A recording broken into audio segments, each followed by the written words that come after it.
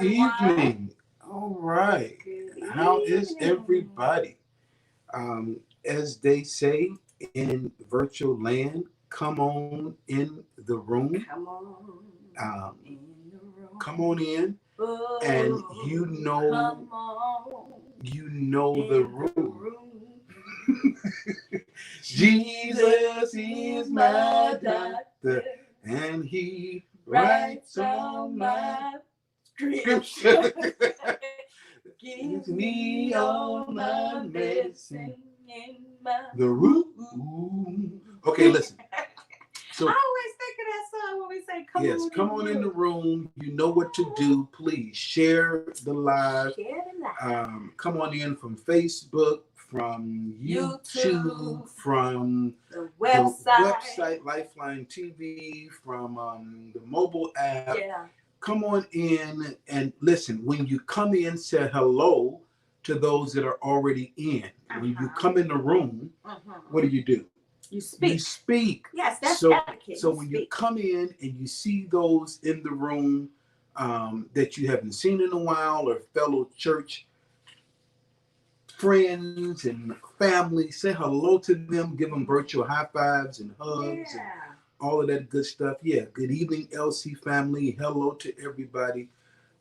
Give some personal shout outs. Hey, Elder Brina and Sister Dana Bell and Elder Walton. I see Pops, I see Moms, and yeah, I see Ramo, and I see Ramo, Michelle, and I see Elder Michelle, Brina, and I see Ayana, Jimmy, Elder and I see Shirley, Paula, Elder and I see Walton. Tanisha, and I see.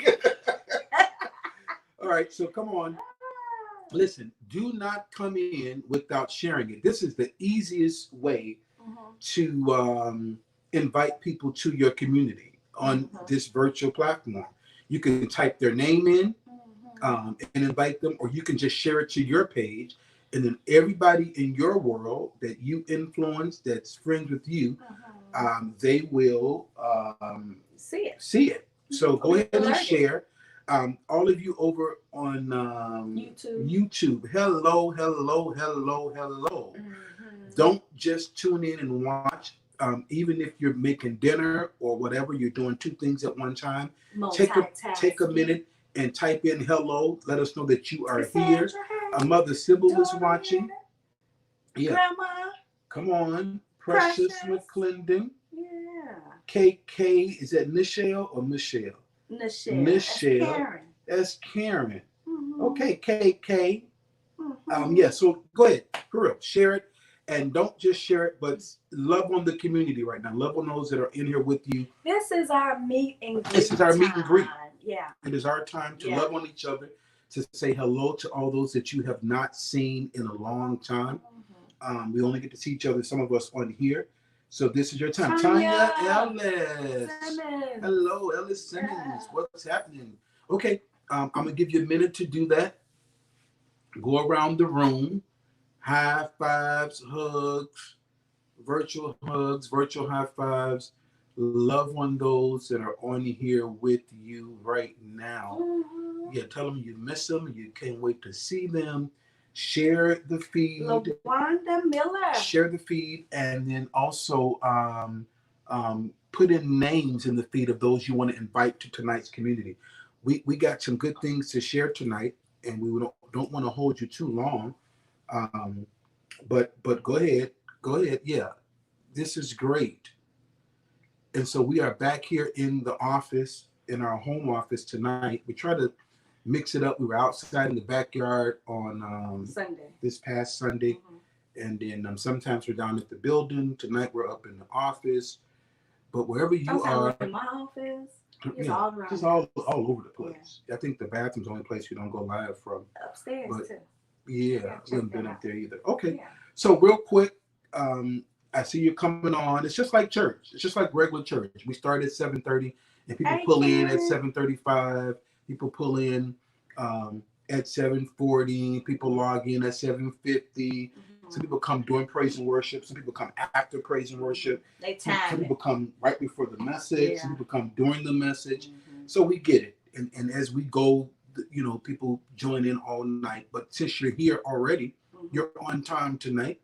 go ahead before we get started. We'd like to take a minute and not rush through, but give you a moment to greet, meet, love, virtual hugs, hello.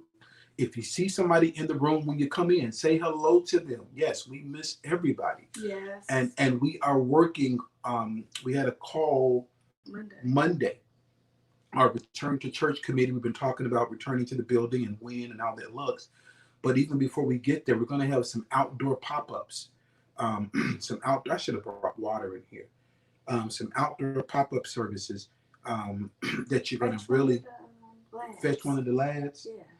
Well, I'm using my phone, so you may want to text and tell them to bring a bottle of water up here. Yeah, that's a good thing about church at home. It's not really polished or formal. We're just kind of here. Yeah. Now watch they ignore the text, so act like they didn't get it until after we get off of here. But okay, great. Good to see you all on tonight. Some of you were on this morning. London and I walk in the morning, and twice in the last couple of weeks we went live after our walk just to share some morning encouragement. And you guys really came on, and I guess you like that. And so we don't always go live just to be going live. We don't go live a lot at all. We stick with our schedule of, midweek and Sunday, and then the girls go on Friday. Hey, Renetta, and Minnie, and then we do Married Life twice a month. But sometimes we throw an extra one in there when we just really feel impressed to do it. And so some of you were seeing you for the second time today.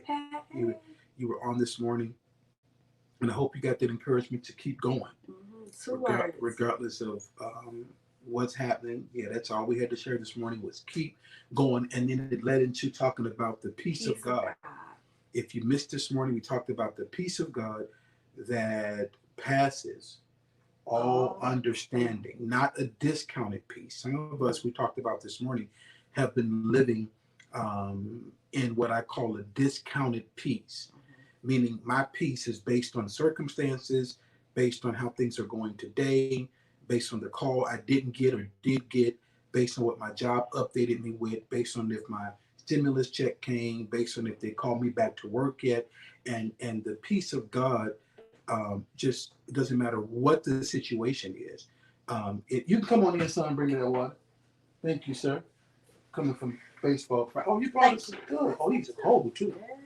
And so what was I saying? See, peace of God. The peace of God. It doesn't matter the circumstance. You are unbothered, and you are undisturbed, regardless of what is going on. And so, yeah, come on in. I also noticed that with this platform, now that things are opening back up and we're really not on a 100% lockdown in the house, I noticed numbers are changing. People are out and about doing the live service, especially on Wednesday, and they'll maybe watch the playback. But whoever's in, let's get on with the get on, okay? And if you're watching the playback, the same grace is on the playback if you watch it later or tomorrow or tonight. But let's get in with this. Tonight, 2 weeks ago, we started talking about who is my neighbor. If I can't see, if you're ready, say I'm ready. Yeah, they still speaking and stuff. They still meet and greet. They still meet and greet. Y'all want to keep on? Okay, well, I'll talk until y'all finish hugging and virtual. Let's give it 3 more minutes. Virtual high five. Okay, she said give it 3 more minutes. 3 more minutes. We need some 3 more minute music or some meet and greet music. Jesus in me. Look, you going to Hamilton? Anybody? Listen. We saw Hamilton about 4 years ago, and it was wonderful. It's even better the second time around. So we watched it. It was released on Disney Plus. Today after, was it July 4th? It was maybe or it was Saturday. Yeah, July 4th. And we've watched it a few times since then. It's a really great musical. So if you have not seen it, if you don't have Disney Plus, then you may want to borrow somebody's code or you something. Might want to get it. You know how we code. Yeah, or get a, what do they call them? A fire stick or a fire burn or burn the thing or whatever. Jailbroke fire stick. Yeah, break out a jail card and watch the, what is it called now? Hamilton. So yeah, I was talking about some music for the meet and greet, and she started singing the music from Hamilton. Ain't that something? Angie Patrick, Carolyn Dodd, come on in the room. Denise Chapman. Yeah. Elevator music. Denise, that was from Hamilton, the King in Hamilton. Da da da da da. You see, she liked it too. She keep going back into it real sassy and stuff. Okay. All right. Yeah. Okay. So before we get started again, share it. Please share it. I should see all of you all that are on here that you have shared the live. Taisha, share. Oh, don't tell all our secrets. Share the live or invite somebody to tonight's community gathering by typing their name in the feed. Okay? Great. Shantae, what's happening? Hey, Shantae. Kenyatta McClendon. Hey, cuz. All the way from Mississippi. That's Mississippi? That's Mississippi. M-I. Cricket letter, I. Cricket letter, I. Humpback, I. See, I remember that. Okay, let's get it going. So we started 2 weeks ago a brief series called "Who Is My Neighbor." How many of y'all remember that? Stop moving because your head going in. I gotta stop moving. Just be okay. Still, be still, and know that He is God. How many of y'all was on 2 weeks ago when we started the "Who Is My Neighbor"? Went through some great stuff, and then last week, first Wednesday is always prayer. So Pastor Kelly, Pastor London, Pastor Keisha, Elder Brina, they all prayed last week. And they prayed through the Who Is My Neighbor notes and teaching we did the week before. Well, we're back for part 2 of the teaching, Who Is My Neighbor? But tonight we're going to talk about this.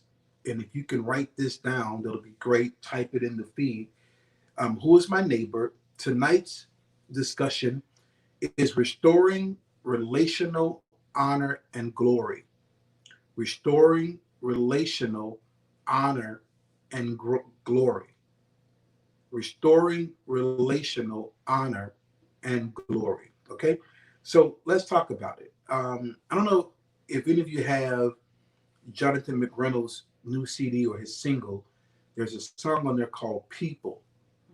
If anybody, now I can't say touch your neighbor and ask him and all of that, but you can type in and answer things that I'm asking you. If you have it or you've heard it, let us know. If not, you should get it. It's a great song. It's called "People," and the theme of it is deliver us from people. Okay, the impression is that people are a mess. So he says in there to deliver us from lying people and cheating people and stealing people and jealous people and trolling people. And we're like, yes, deliver me from people. Get them, because people crazy. People are a mess. I don't be dealing with people. People are always being people and doing stupid stuff. And I'm tired of people. Deliver me, Lord, from people. But the last line hits really hard. It hits really, it hits the heart. The last line confronts us. If you've heard the song, the last line says, and forgive me when I'm one of those people. Not if, but forgive me. Because again, the impression is people are a mess. So yeah, deliver me from these crazy people, lying people and cheating people and dishonest people and disloyal people and people just always acting crazy, and I'm just tired of people. But then it says, and deliver me when I'm one of those people, because I believe in some cases we've convinced ourselves that yes, there's something wrong with people, as if we're not people, and there's nothing wrong with us. There's something wrong with everybody else but us, which creates an honorless society. An honorless society. If you're on YouTube, let us know. Okay, let us know. Say something here. An honorless society, because nobody wants to or feels like they need to honor people that they don't like, people that are bogus, people that have messed up, people that have wronged me, people that got issues. people that have hurt me. I don't have to honor those people. Cross.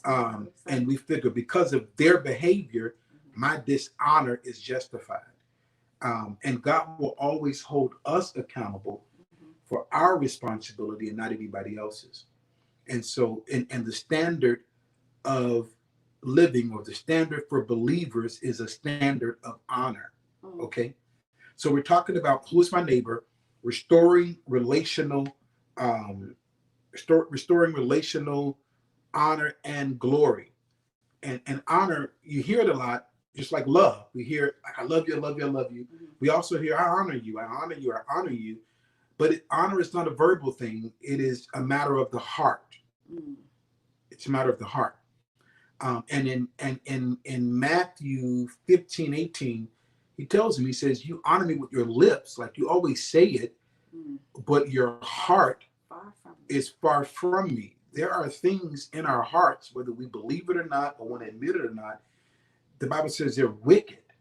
We don't even know. We don't even know. They're not in harmony with the will of God for us. So we must continually assess our heart. So in talking about this relational or restoring relational honor and glory, let's talk about what honor and glory is. Anybody know what honor is, what glory is? Type it in your notes. Type it in the feed here. Hey, Consuela, and Angie Patrick and Ronnie McKay, come on in here and have a seat and share the live. Pastor Kelly, what's happening? Type in if you know, if I were to ask you, and I like to engage like this, what is honor? What would be your response? Or what is glory? And what would be your response? And so don't be afraid, because there's many working definitions to words. And I think sometimes we are limited in our approach to things because we only know glory from this perspective, or we only know honor from this perspective. And most people in church only know honor as relates to people and honoring leaders and things like that. Or glory is something you feel when the spirit gets high. So if I were to ask you, what is glory? What is honor? What would you reply? What would be your reply? Honor is holding someone in esteem, says Pastor Kelly. Come on. High respect. Honor is high respect. Come on, type it in. Some of y'all not typing quick enough. Yeah, what is honor and what is glory? What if someone were to ask you what that is, what would you say? What is honor and what is glory? Hey, Kathy Watson, thanks for joining us tonight. I don't know if this is slow or it's behind. Yeah, because I want to see what they're putting in here. Honor is esteem, to esteem and to respect. I got respect from Kim Smith. Yeah. Okay. And what is glory? Type it in. What is glory? So if I ask you what is glory to you, what do you think glory is? What would you say? I'll give you a minute. I'm going to go on here to see myself because I think one of my platforms is a little bit slower than the other. Okay. Good stuff. Okay. All right. So yeah, type it in. To give tribute to, privilege. Now, this is an open book test. You can Google real quick and put it on here, or whatever you want to do. Yeah, okay. So as relates to our lesson tonight, or our discussion tonight, restoring relational honor and glory. Honor is this. It is to give value to a person. Honor means to give value. Hey, Candy, to give value to a person. And I put in parentheses here, despite of who they are not.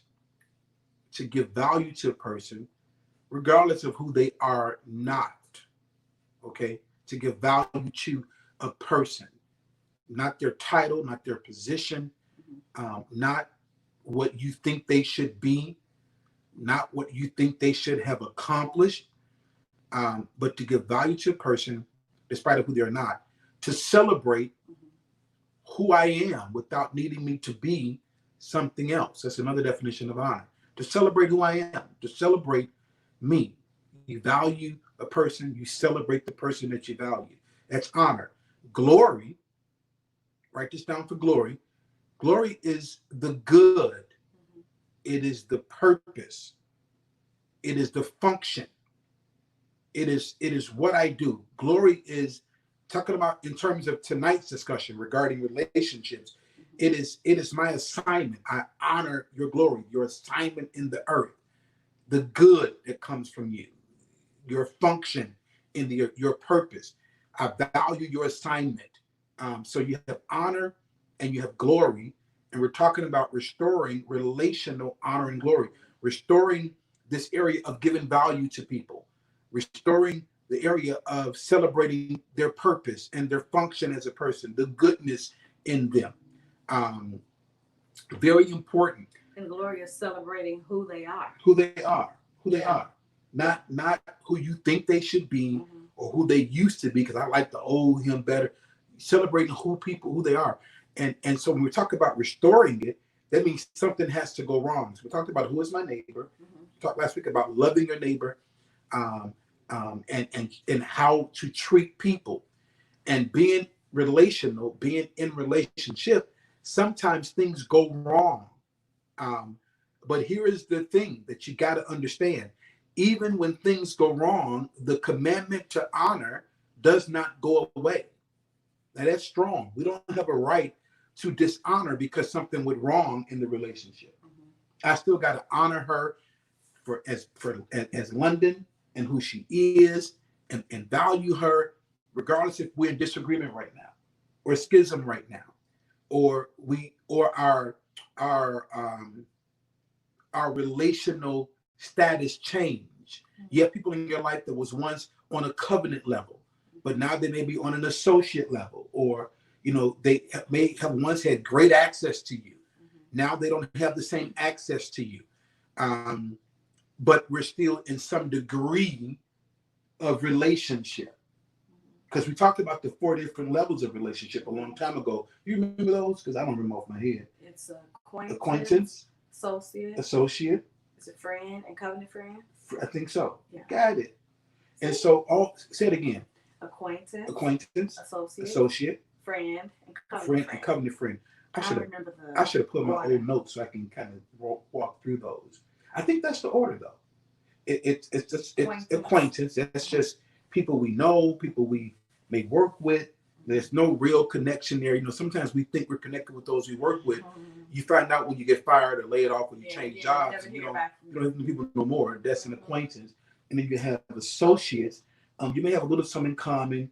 You may have children at the same school, and so you may meet up for coffee to talk about that, or you met up at the PTA meeting or something like that. Those are associates. And then you have, I think it's friend. It may be something else. I don't know. The third one, the last one is covenant. Right. I think it's just regular. But friend. It's one right before covenant. And if you remember these notes from way back when, holler in and tell us, or pull them up in your notepad and type them in here. But the highest level is covenant. That's, we've built something over time. Some of y'all watching, you have covenant friends you've been friends with for 30 years, 40 years, 20 years, 25 years. Y'all know PC, he's a covenant friend of mine. We got married, he became a covenant friend of ours. We've been knowing him for a long time. We've been through the fire, the rain, the storm. We've had great days, bad days. He's a covenant friend. If I, transition from this life before the rapture, he speaks at my home going, that kind of deal. That's covenant people. Your family know them. They almost treat them just like family. If you have kids, your kids call them uncle or aunt or brother, sister, whatever. And so you got these different levels. And sometimes things go wrong in all relationships.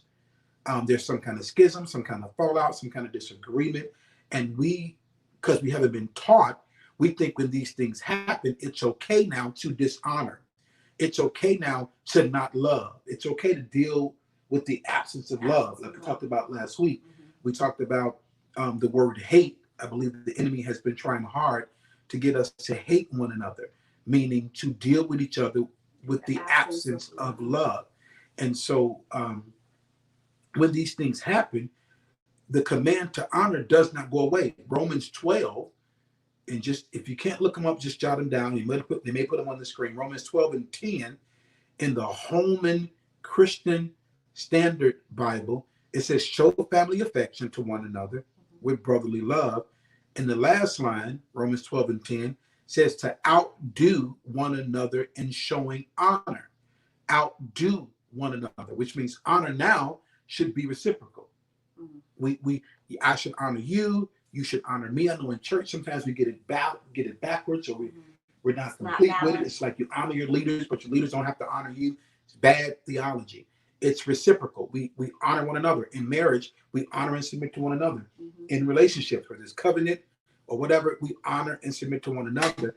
And sometimes we think, again, because things go wrong, we don't have to do that. And so instead, we look for ways or reasons to criticize, or come on, jump in here, or judge, or fault find. We look for reasons not to honor. Right. Yeah. And we're going to talk through that tonight. We're going to discuss this together. And so restoring glory and honor in relationships. Let's kind of go there for a second. Relationships are connections. They are joints. It's people coming together, and don't stop there. People coming together for a purpose.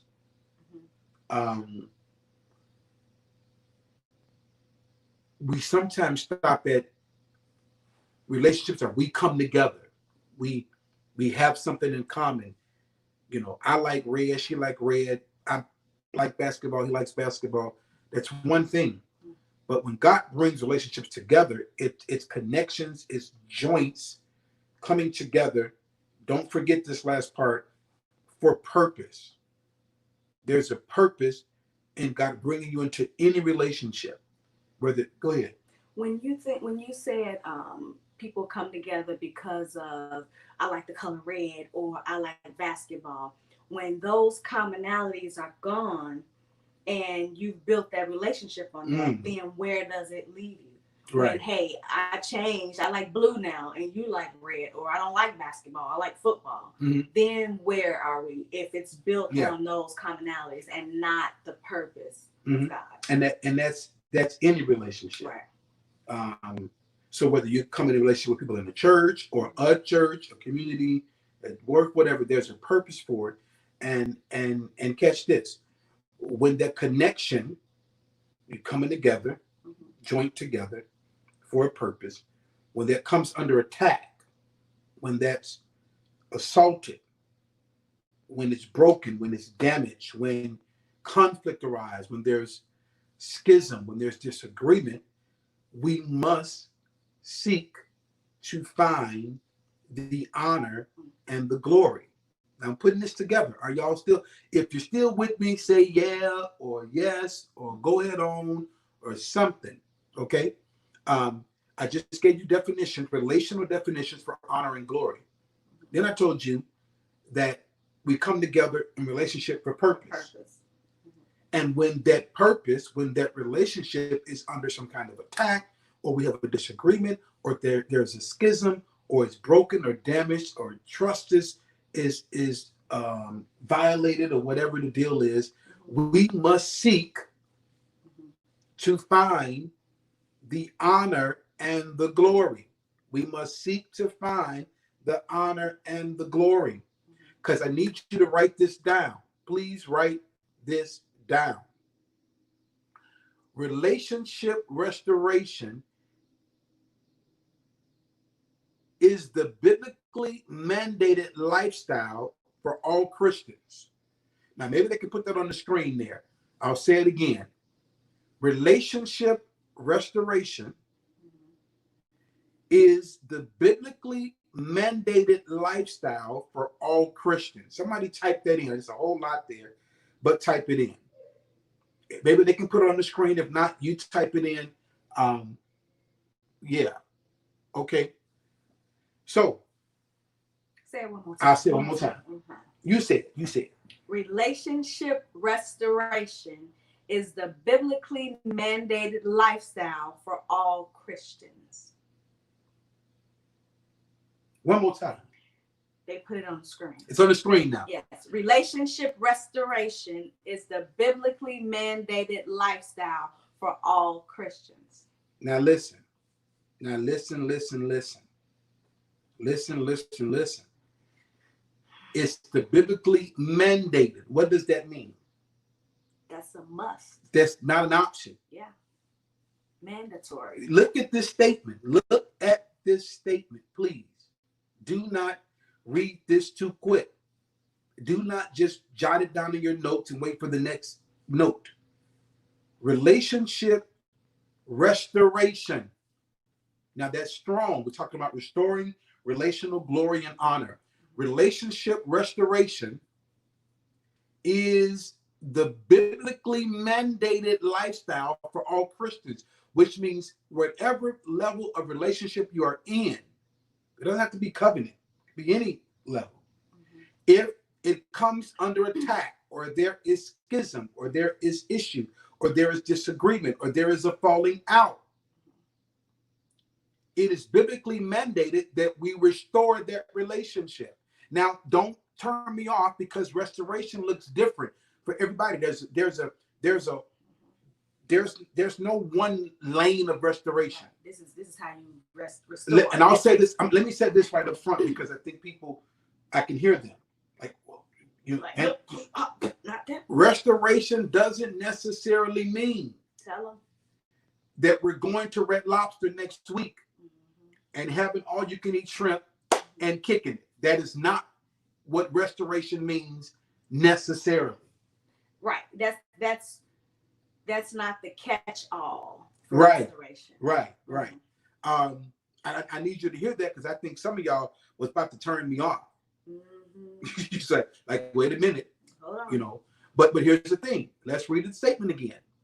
Relationship restoration is the biblically mandated. So it's required, it's a must, and it's biblical. Which means if you are a believer, you got to adhere to it. It is the biblically mandated lifestyle for all Christians, for all believers. If you are a believer, say, I am a believer. And if you are a believer, then this goes for you. I think I lost some people with that one. Give them that caveat again. What caveat? Your balance. You balance. Tell them this. They ain't listening to me. You tell them. So with this, because this is some precious to you too. Yeah, so it's biblically mandated for all Christians, and if you're a Christian, like you said, say yeah. But it doesn't mean that because this relationship has been restored that we're going to go out and kick it next week, or go out to Low Country and eat. Doesn't mean that. Ooh, Low Country. Yeah, Low Country. Here's why. Because restoration, write this down. Restoration is a matter of your heart. Restoration is a matter of my heart. Yeah. It's a matter of me reconciling in my heart whatever was done to me, whatever was done wrong to me, whatever I did wrong to somebody. It's me dealing with my heart regarding this matter in this relationship. It's me freeing myself through forgiving, through releasing, through the proper talks or whatever. But it's a matter of my heart. It's not a matter of going to eat or kicking it. It can be that. It can lead to that. But it is first and foremost a matter of my heart. I need you to know that. That's why the statement says that relationship restoration is biblically mandated for all believers, because it's a matter of my heart. I need y'all to get this. Go to Galatians chapter 6. Go to Galatians chapter 6. Because our hearts are the only hearts that we can control at this point. So I can't control your heart, so I can't control how you restore or what you do to restore. But I can search my heart and see what I need to do and need to restore. Now look at the Passion Translation, TPT. We've been doing a lot of the Passion Translation and a lot of the what do you call it? The Mirror. Oh, the Mirror. Yeah. Remember Kelly told us about the Mirror? So go to Galatians 6, verse 1 in the Passion Translation. TPT. Not PYT, but TPT. The Passion Translation. What's PYT? Pretty young thing. Okay. No, not that version. TPT. The Passion Translation. It says, my beloved friends, if you see a believer who is overtaken with the fault, falls into a fault, messes up, and we're talking about if you're in a relationship with them even, sins. May the one who overflows with the Spirit seek to do what? Restore him. Seek to do what? Restore him. Restore him.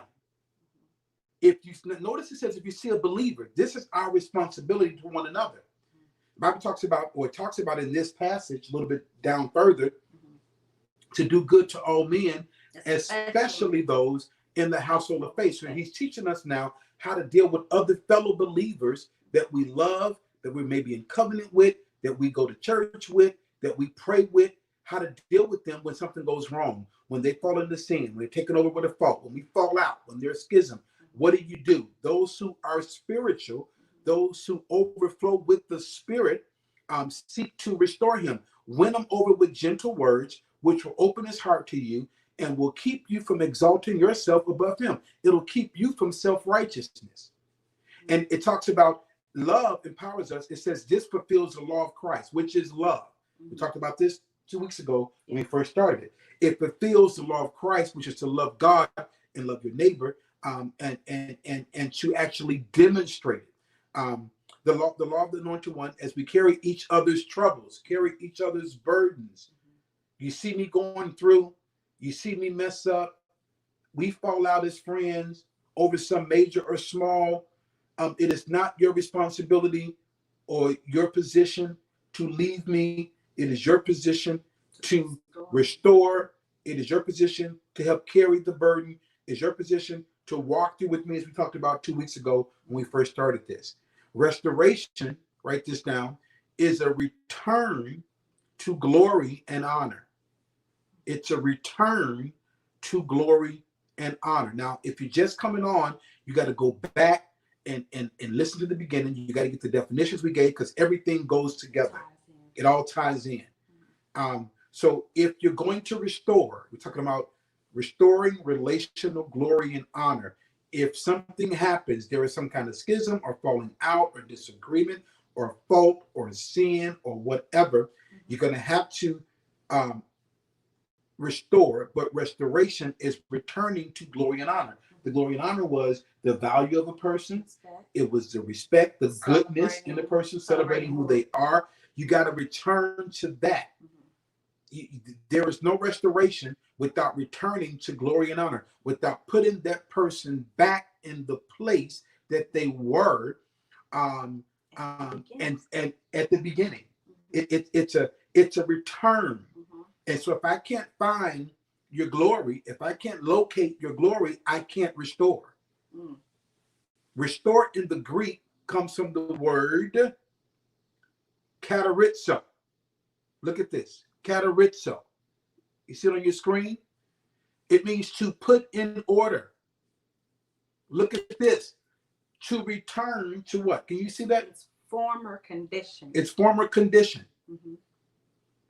It means to get them back to their function. Now, I know, again, when we hear restoration, we hear what? I hear that, so. You hear what? I hear what the definition is. When we hear the word restoration, we usually hear we're gonna go out to eat and we're gonna make amends and we're gonna be cool again. That's great. It's just incomplete. This says to put in order, to return to its former condition, to get them back to their function. In the Greek, it was used as in the medical or as a medical term of resetting the bone, um, resetting a fractured bone or dislocated bone. Um, in the Bible, in Mark chapter 1, it's referring to or talks about to mend the net. Are y'all getting this? To mend the net. And one of the things that the enemy prides himself in is keeping us from this, because he knows at the end of the day we need each other. If I'm gonna find your goodness, okay, let's just break this down a little bit more. I see Karen Fletcher's watching, and Karen is anointed for a certain thing. Okay, and I'm in relationship with Karen. We're church buddies, we're church friends, we're in covenant or whatever. And she's anointed to identify when I'm going through and pray me through or minister to me or whatever. That's goodness. That's part of her glory. I honor her for that. I honor who she is. That's my honor toward her. That's her goodness, her grace. And let's say we fall out. There's a disagreement. There's a schism. Karen goes off and she get caught up in the fault. I don't want to deal with Karen no more. Well, once that is severed or damaged, and we stay on both sides of the fence like this, I can't get from Karen what Karen has for me, because I've made a decision not to no longer honor her. And I don't honor her because I no longer see her goodness. I no longer see or value her grace or what she is. I'm just upset. I'm angry. I'm offended. So I don't deal with her no more. And so if we're going to restore that, because restoration in relationship is biblically mandated for all believers, we got to find a way to put this back in order. Come on, y'all, talk to me now. I got to restore Karen to her former condition. Right. I got to get her back to her function, not just for her sake, but also for everybody that needs what Karen has. Does that make sense? Yeah. So restore, to mend the net, to reset the dislocated bone. When you reset a bone, what happens? If my bone is broken or cracked and I can't walk and they reset it, the purpose of that is to get me back to its original state. Get me back to walking. Right. To get me back to walking. To get me back to walking. Because it was whatever the bone was. Yeah. So the goal is, or not the goal, but the outcome. What we got to understand is we need each other. And so when God is getting us or commands us to honor, he's trying to position us to benefit from each other. Because I can't benefit from you if I dishonor you. And you don't have everything you need in you. Yeah. He puts us together in relationship with people that have things that we need. Especially in the body, because every joint supplies. And if every relationships, joints, connections, coming together for a purpose. And every joint, every connection supplies. And so if we fall out, I don't get what you're supplying. You don't get what I'm supplying, because once we fall out, I make a decision because of the fallout, because I'm justified based on what you did, that I'm going to dishonor you. I'm not going to look for the good in you. I'm not going to separate you from what you did. You're that now, and so I withdraw the value I have for you. Are y'all getting this? Talk back to me. Talk back to me, Ebony. I saw you just come on. Talk back to me. Let me know if you're getting this, if this makes sense, if you have a question, because we're driving it, but I don't want to drive too fast. Jump in there. Tell me, because I think we need to spend some time around this. I really do, because I think we are suffering when it comes to relational matters. And so when we talked the first week about who's your neighbor and treating people right, we went through Luke about the Samaritan and the Jew on the road and all that. People say, yes. But what happens when these relationships break down?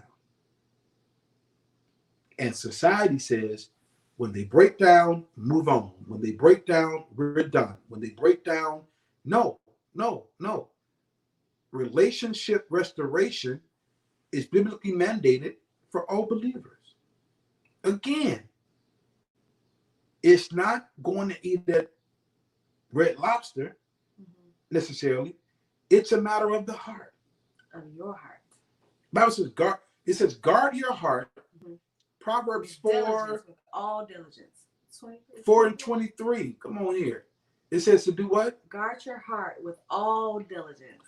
Because out of it flows the issues or the boundaries of your life. Or the course of your life. Issues, boundaries, course. The course of my life is set by my heart. So if I don't guard my heart, it says it determines the course of my life. So if it's in my heart, it's going to end up in my life. If it's in my heart, it's going to end up in my life. Let me push it further. Are you ready? Are you ready? We're talking about relationships. If they are in my heart, then they'll be in my life. If I don't guard my heart and something like this happens and there's relationship breakdown and I don't properly deal with my heart and forgive and release and process and all of that, they'll be in my heart, which means they'll be in my life. They'll be in my thinking and my choosing, and they'll disturb my peace because they're in my heart. And it is my responsibility not to get back to eating that Red Lobster and we good again until the next falling out. And I like yourself on Facebook again, and I friended you again, and I follow you again, and all this foolery crap when it comes to relationships. But a heart matter. That's going deep. Because all of this stuff about, I just said, like, we ain't gonna go out and we ain't talking, and I don't follow you no more, and I don't like your stuff no more, and all this craziness that 30 and 40 and 50-year-old people are doing, it's because they're in your heart. It's like, get on Facebook and say, people get on Facebook and say something like, yeah, I ain't even bothered about them. Yeah, you are, because you posted that. Because if you weren't bothered, you wouldn't have posted it. That means they're in your heart. You got to guard your heart, because out of it flows, or it determines the course of your life. So if they're in your heart, they'll be in your life.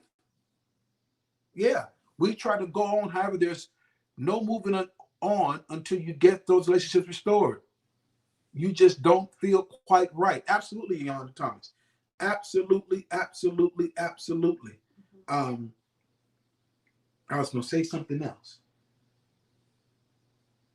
She says, she typed in crap. But we need each other. And the enemy works hard to damage our relationships with people because there's something we need from each other. And if we break an agreement, I can't get it from you. If we break an agreement, I can't receive your goodness. And because I stop valuing you, so your good is no longer good for me. But I go back to what I said a little bit earlier as far as how you start the relationship. If you unpack that again. If you start a relationship based on crap, that's like my new word. That's your new word for tonight. There's no purpose in that. So when the crap is gone, when your commonality is gone, where does that leave the relationship?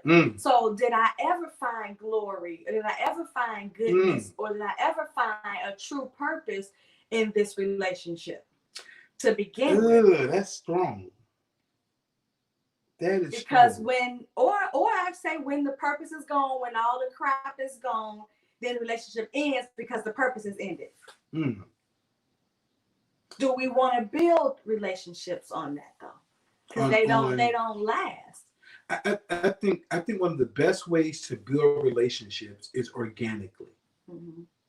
I think now we build because of social media and because of just everything in society. I think we build. Somebody said something. Yeah, there was a question that moms had. So we build. You said we should build organically. But we build around things. We build around commonalities. We build around that, and it's like my relationship or friendship with Pastor Clyde. We'll get to it. Okay. It's my relationship with Pastor Clyde. It was just built organically.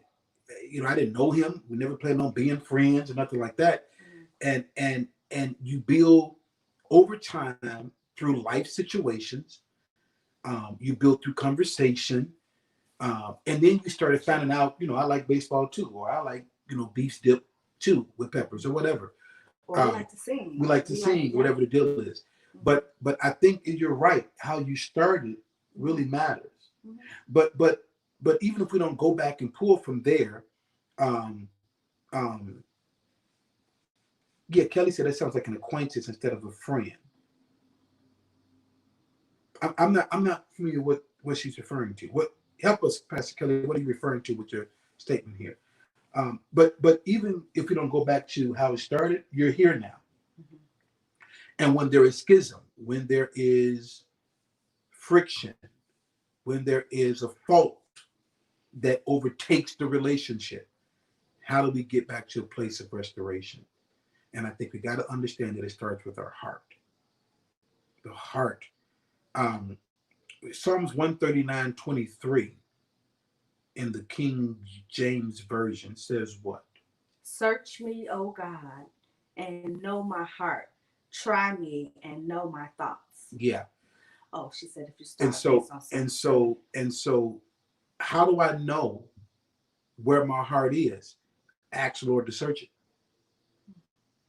Because the Bible talks about sometimes we don't know what's in our heart. Yeah. That thing, man. Ooh-wee. And you're trying to figure out what's coming out, why things are coming out in your life, is because they're in your heart. In your heart. And relational things are some of the toughest things to deal with. It's one of the biggest attacks of the enemy because we are relational. We were meant to be relational. Mm-hmm. Yeah, that, Kelly,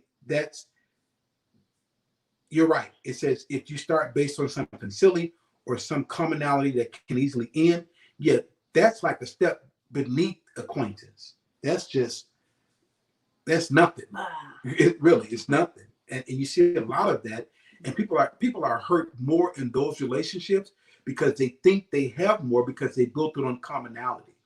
They built it on, we was mad with the same person, we're offended by the same person, we left the same church, we had the same, baby daddy at one point. We build around all these things. We both hate our boss, and so we eat lunch together, and now we have what we think we have a friendship, and we build around this foundation that's weak. And then when things happen, the first thing we say is this: well, I thought you were my friend. I thought we were friends, and maybe next week I'll lay out again. I'll go back and pull from old notes on the 4 categories. Mm-hmm. London gave them to us: acquaintance, associate, friend, and covenant friend. That third one I'm not really sure about, but it's in there. Friend and then covenant friend. Maybe we'll kind of lay those out next week. But you got to search your heart. Mm-hmm. You got to ask God to search your heart. He says, know my heart and know my thoughts, because I can think I've guarded my heart. My heart is good. Right. They did this. They were bogus. I'm justified in my response to them. And God says, no, check your heart, because your position of restoration is more about you than with them. Just like forgiveness. Forgiveness. I was going to say that. It's just like what? Forgiveness is like you drinking poison and expecting somebody else to die. But it's more about me than them. Right. It's more about us than who we supposedly be mad with or whatever. Mm-hmm. We allow people, write this down, we allow people to take residence in our heart. And so now we read the scripture, Galatians 6. This is where the spiritual part comes in at, because those who are spiritual know how to release and restore. They know how to release and restore. They know how to handle things, handle people, handle situations when somebody is messed up. Because how do you go from being covenant friends to nothing because something happened? I don't think we have revelation of scripture when it comes to this. Does that make sense? Mm-hmm. Or we don't have revelation of what covenant friend is. Now we got to talk too about, because London's real big on, we ain't got to get back together. We ain't got to go out and eat, and we ain't got to, and you don't. And I think you got to be able to discern what restoration looks like for you on a per case basis. Sometimes God will restore and bring you guys back into fellowship, and you'll get on with your purpose and be better than you ever been. And it's all biblical. We can talk about it more next week. But even with Paul and Barnabas, they fell out. They had a major disagreement and they fell out. The Bible says they went separate ways. The Bible doesn't give exacts of them coming back into we tight again, but the Bible does show in other passages their hearts concerning each other, because they would speak well of each other to other people in other chapters of the Bible. And so it showed a level of restoration, but it didn't show them going back to the Jerusalem cafe and and having wafers and leavened bread or something. You know what I'm saying? Wow. And so the Jerusalem cafe. They got one out They there. have one of those. Yes, they do. Okay. Wow, that tickled me. Okay. And so, what was I going to say? I lost my train of thought. You were saying how I was like, hey, we don't have to do this, and then you mentioned about the Bible. And I want you to we're gonna wrap up in a minute, but I want you to kind of unpack that for us a little bit. Like your thoughts on that. Unpack it? Yeah. Because it's very relevant. Your thoughts are very relevant. It's like, and I think it brings balance to the restoration discussion. Because I promise you, I've always was taught that restoration looks like we were like this, something happened, and we're like this again. That's not necessarily how restoration looks. Sometimes you can drop us as in status. Mm-hmm. We were covenant. Now we've restored. I've cleaned my heart. God has searched my heart. But now we're just, associates. Mm-hmm. So come on, share some of that, because you were talking about it earlier. I want them to hear it. I know you want to. Go on. No. Go ahead. No. I guess I wanted us to make sure that we brought balance. That's what we was talking about. Yeah, bringing balance. Bringing balance to the message. So you won't feel like, hey, we were at a certain level, or I thought we were at a certain level, mm-hmm. and something happened, the relationship was damaged, and now we have to get back to that level. Mm-hmm. So I think that's what I was talking about earlier, bringing balance. So, and I think we did bring balance. Like, it doesn't mean that you're going to go back to the same position you were, but the restoration has happened in my heart. I've forgiven, mm-hmm. Done things, different things like that. Right. Because I think if I look at it where everybody's supposed to be covenant friend or whatever, I don't think that's everybody. And we talked before on, in your lifetime, you only have so many covenant friends. Hey, you'll be blessed to have one. Yeah. In a lifetime. Yeah. So I think even with these relationships, even with relationship restoration being biblically mandated for Christians, that balance is brought when, hey, make sure you check your heart, that there's no ill feelings or ill will towards the people that, towards that damaged relationship. Or that's what I was talking about earlier. Yeah, I bring a balance. Pull up Renetta's statement here. She made a statement. I heard my covenant friend. You said something about you don't get many or whatever. Mm-hmm. It's true, because you'll be blessed to have one in a lifetime. Mm-hmm. You really would be, because covenant friends is not we met at church, we joined the church, and we got in the choir. She was in there, and now we covenant friends. We best friends forever. No, covenant is built over time. Mm-hmm. Covenant is always tested. Mm-hmm. Oh, that's good. Covenant is tested. It's not so easily broken. Yes, Pastor, I hurt my covenant friend and she wanted to end the friendship. I made it clear to her, even though it was difficult, I would not give up on our friendship. I had to patient through her hurt, and we were able to to get to a place of reconciliation over 25 years of being friends. Yeah, over 25 years of being friends, yeah, we're not running out the door. And at some point in 25 years, you're going to hurt the person that's close to you. The people that are close to us have the potential to hurt us the most. But 99% of that hurt is unintentional. And so when it happens, we gotta walk. If we're covenant, and if we ever had anything, we're gonna walk through this. Yes, it's gonna be painful. Somebody's gonna be hurt. We both gonna be hurt, because even if you're the one that did the hurt, you hurt somebody. It's a journey. It's a terrible, challenging. It's an investment, but it's investment. Yeah, she said 25 years.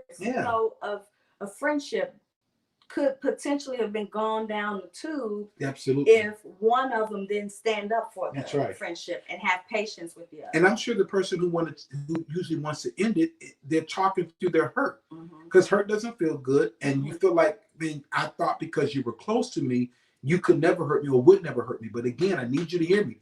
Those that are closest to us hurt us the most, or have the greatest potential to hurt us. But 99% of that hurt is unintentional, which means when it happens, now I got to go back, like we just talked about, Renetta, and I gotta look for the glory. I gotta restore my place of honor with you. I gotta find and locate my value for you, and let that override the hurt or what you did, or because you say you hurt her, you admitted to that. But it's a journey to restoration. And prayerfully, you guys will get back to where you were, but some people never do, or they get back to like right under where they were. And some people, it's just never the same. But God can restore where it's not just the same, but it's better if we allow him. Sometimes we never get to that place because our hands are on it and we're trying to control the outcome and we're trying to fix it. But sometimes God has to do that work, because I told you restoration is a matter of the heart. And the heart of a man is in the hand of the Lord, and he turns it. And so if we yield our heart to him, he'll deal with our hearts. And then so what you've been trying to do in the natural will be done by him, and then we'll reconcile and get back together, however that looks. If that makes sense. It's, I don't want to, are we good? Okay. Are we good? Y'all still here? We're going to close out in like about 90 more minutes. So no, I'm just, I feel like Jaden with this shirt. If you're good, say you're good. Say you're good. Say I'm still here. If you're coming in just now, you're late for service, but that's okay. Share the live. Say hello. Just come on in and get a seat. Don't make a lot of noise coming in, because we've already been in service and we're in the middle of our discussion. Yeah. Latanya Mitchell says, amen. Yeah. Okay. All right. So let me give you these last things. It'll take 1 minute. Part of restoration is you restore with questions. Right there now. You restore with questions. When you restore with questions, you help people locate themselves. God came on the scene in the garden, and he said, what? Adam, where art thou? Now, it's not that he didn't know where Adam was. He wanted Adam to locate himself. And when people mess up, you ask questions to help them locate themselves. You ask questions like, where did this come from? Come on, give us some questions. How many people have you hurt? How many people, have you hurt? Has this happened before? Can I walk you through this? Let's walk through this together. Why didn't you say anything? Does this go back to your childhood? Let's talk about, how long have you hid this? Yeah, let's talk about your historic creation. You gotta start this restoration with questions. And then you come behind that with honor. Because I know you messed up, but I still value you as a person. I know you messed up, but I still I know who you are. I know who you are. I know your glory. We talk in a minute. Remember, the lesson is called Restoring Relational Honor and Glory. So after you ask those questions, those restoration questions, you come to honor. things that honor would say. What do you say to a person that's feeling terrible, like in Renetta's situation? I messed up. I hurt my friend. She felt terrible. She wanted to end the friendship. What do we say now? I know who you are. This is what her friend, once we get to that certain place, would say to her. Like, you messed up, but I know who you are, Renetta. I know why you're here in my life. I know the value of our relationship. This is what honor says, right? Honor says, I benefit from this connection. I need you. I need you. Yes, I've seen your humanity. I've seen your flaws, but I still value you, and I value what we have and what we had. Now, it's going to be a journey getting back and all of that. But when you get to this place right here, it shows you, first of all, that yes, we got a journey back. It's going to be tough. But it also shows you that this is real covenant here. And it shows maturity. It shows, oh, man. Yeah, it shows maturity. Now, you done open up another can. I just want to say that little. No, because it's good. Now, here's the deal. Because I just want to keep driving with this. Now, tomorrow night is Married Life. Is it 8 o'clock? Yeah. 8 to 9 tomorrow night. We're going to talk along these same lines, but just as it relates to married couples. You can log on if you want to get some goodies. If you're not married, you're going to be married. But we're going to talk about this repentance and restoration and restoring honor and glory, even in marriage. And so tune in tomorrow night. Renetta said, yes, we need one another and we value what we both mean to each other. Yeah, that's so important that we express those things to people, especially in times when something has been broken or damaged and we're on the journey of restoration. Relationships are the heart of God. We were made for relationships. It was God. It was God. Say it again. We're made to be open and honest. It was God who said, "It's not good that man be alone." And so we were made for each other. We were made to do community. We were made to do life. We were made to fellowship. We were made to do all these things together. Relationships was not your idea, so you can't cancel it. I don't need nobody. I'm good. I don't need no community. I don't need no church. I don't need no small group. People are crazy. People are this. I'm tired of people. You're just speaking through your hurt. And we've all been hurt. But you did not. It was dry. It wasn't your idea, so you can't cancel it. Are you listening to me? You cannot cancel it. You gotta ask God to search your heart. You gotta guard your heart, because of course your life flows through it. And allow God to heal every broken place in you, because the truth be told, you desire relationship. You do. There's no way you can't when you were made. You were made for it. So how can you not desire what you were made for? But because of hurt, because relationships going wrong, because we haven't seen relationships modeled properly, we haven't seen how to properly restore when things go wrong. Some of us come from families that we just yell, scream, throw stuff. We don't know how to properly deal with things and talk through things. And because we've not seen it properly modeled, we said, skip it. I don't need that. And I hear it all the time. Relationships ain't no but trouble. And I don't need this. And so understand that we're all bringing our lives in harmony. That's why we start off with that song about people. And it says, yep, deliver me from people. Crazy people, loud people, lying people, cheating people, disloyal people, trolling people, ignorant people. Yeah, but forgive me when I'm one of those people. Because at some point, with everybody getting on your nerve, you're going to get on somebody else's. At some point, with everybody hurt you, you're going to hurt somebody. At some point, with everybody disappointing you, you're going to disappoint somebody. And at some point, you're going to come toe-to-toe with a relational matter that you're going to need the depth of what we talked about tonight. You're going to need wisdom. and life keys to get through it. And if you don't have them, if you hit a bump in the road relationally, you get a flat tire relationally, and you don't have these tools, and you go in your trunk, and all you got is a cut them off stick, or leave them alone stick, or I don't need them stick, you ain't gonna be able to fix that flat. And the thing about it is, you're gonna keep going on, but you're gonna keep going on with a flat. And so it damages other stuff. And it damages other stuff. Now you need new rims, and you done messed up the alignment, everything messed up now. And so let's get these truths. Restoring relational honor and glory. And I'm gonna stop because I think we've shared enough tonight, and I don't want to overshare. And I want you to get what I have shared. But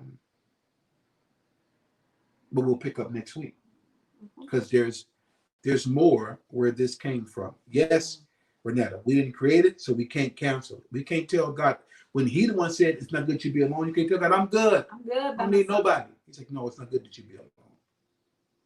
It's not. So, Father, we thank you for tonight's discussion, and we thank you, Lord, for giving us insight, revelation, knowledge, wisdom, tools to restore relationships that have been tampered with by the enemy in our lives. Help us to see the glory in others, and help us to get back to a place of honoring those, even if there has been schism, disagreement, falling out, or the hand of the enemy on what we've had. We thank you for it in Jesus' name. If you received tonight's lesson, tonight's discussion, you enjoyed what we shared, please let us know. If you were in church, you'd say amen, or you would clap. I would say thank God for the word, and you would clap your hands and check your texts and all that. So go ahead and type it in here. If that's you, if you're on, and say, yeah, we got it. Yeah. I see you, valuable reigns. Okay. Yes.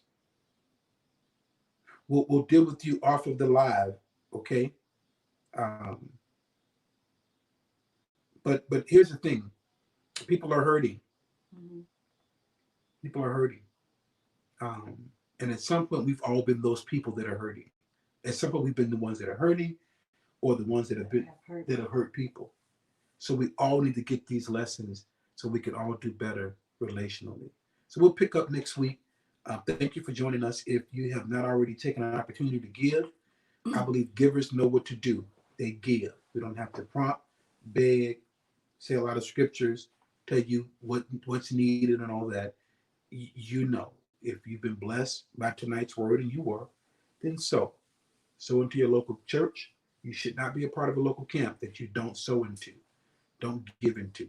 And so go ahead and share this in Jesus' name. Share the live still, yeah, and then go ahead and prepare your hearts to give. There's ways that they have on the screen for you to do so.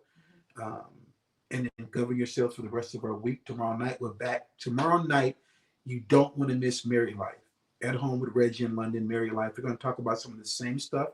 We're just going to go a little bit deeper because we have married couples that are in this place where they need to restore, but they feel like they're at a standstill. We have couples that are, one person is willing and present and ready to restore, and one person is present, but they're unwilling to restore. We're going to talk about it all tomorrow night. And so jump back on here 8 o'clock. We'll get down with that. And then Friday night is Girl Chat. Yeah. And then is that it? And we're back on Sunday. Church at Home. I like doing church here. London and I will be sitting in the backyard. We'll be back on Sunday. And then but they'll be down at main campus, music and arts. So you will get some live singing from main campus, and then we'll come live from here. We'll wrap it all together. These kinds of discussions and teachings to me are precious because it positions us to continue to move forward in our life and grow with those that we love, family, husbands, wives, siblings, um, and it helps us get over flaws and schisms because it's in all of our relationships. That's why you don't have any time to be focusing on nobody else. Okay, so thank you all. Love you all those that are over on YouTube, website, yeah, mobile app. mobile app. You know, we're splitting up our viewers because we're on multiple things now. So some people, you're like, they never get on the live. They are. They're just not watching from Facebook with you. They may be watching um, from YouTube, and so yeah. See, I'm looking at that now. I see Brother Andrew over there and Sister Yolanda, Katina, Mother Sybil. They're all over. KK Johnson. They're all over YouTube. On YouTube. So yes, love you guys too. This is great. This is really great. Tonight has been wonderful. Um, we'll see you tomorrow night in Jesus' name. Good night. Good night. Bye bye.